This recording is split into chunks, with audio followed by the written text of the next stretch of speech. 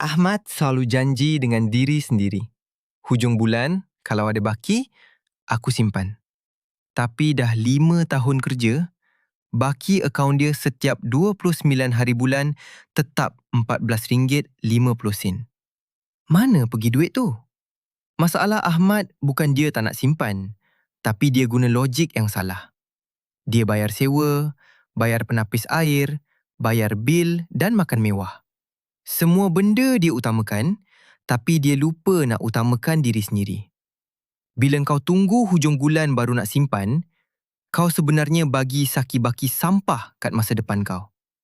Kau penat kerja sebulan, tapi kau utamakan kedai kopi dan Netflix daripada tabung sendiri.